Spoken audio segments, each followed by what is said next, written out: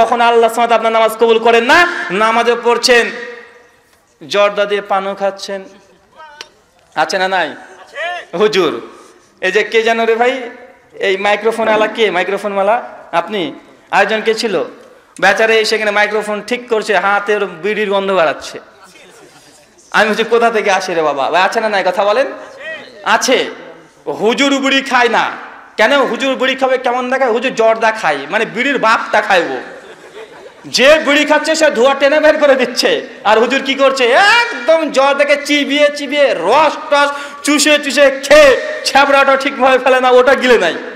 বাঁচা না নাই কথা বলেন? আবার হুজুরকে যদি বলে হুজুর আপনি এবার জর্দা দিয়ে পান খাচ্ছেন, এটা তো হারাম, বলে কে বলেছে জর্দা হারাম? জর্দা খাওয়া হারাম না তো হুজুর জর্দা খাওয়া কি?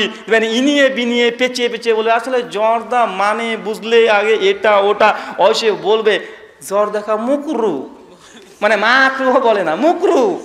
তো মুকরু মানে বাঙালি আমরা বুঝি না, আমরা ভাই মুকরু মানে মানে ভালো কিছু হবে, মাকরু মানে ভাই মাকরু বাংলা মানে কি জানেন?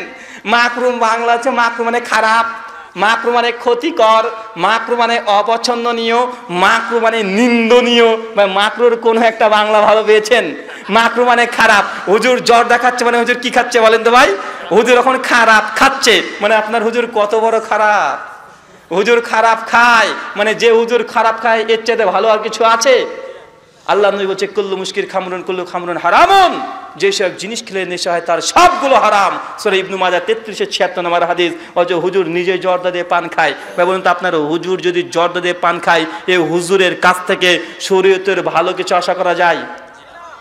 যে নিজে এখন নেশার মধ্যে আছে, নিজে আল্লাহর ভয়ে নেশাকে ছাড়তে পারে নাই, এ হুজুর দিয়ে সমাজকে পরিবর্তন করা সম্ভব না। এই জন্য তো হুজুররা জর্দা ছাড়ে না, আর মুসল্লিরাও বিড়ি ছাড়ে না। আর হুজুর কখনোই তার মুসল্লিদেরকে বলবে না এই যারা বিড়ি খাস তারা মসজিদে আসবে না, বিড়ি খাওয়া হারাম। এই হুজুর ফতোয়া জিন্দেগিতে দেবে না, ওর বাপও কোনোদিন দেয় নাই, হুজুর যখন বর্তমানে আছে ও দেবে না, কারণ ও হচ্ছে জর্দা খায়। যদি জর্দাখোর হুজুর যদি বিড়িকে হারাম ফতোয়া দেয়, মুসল্লি কলাপ ধরবে, বেটা আমি যদি বিড়ি খাই তো তো জর্দা খাস, তাই তুই মসজিদে কাল থেকে আসবি না।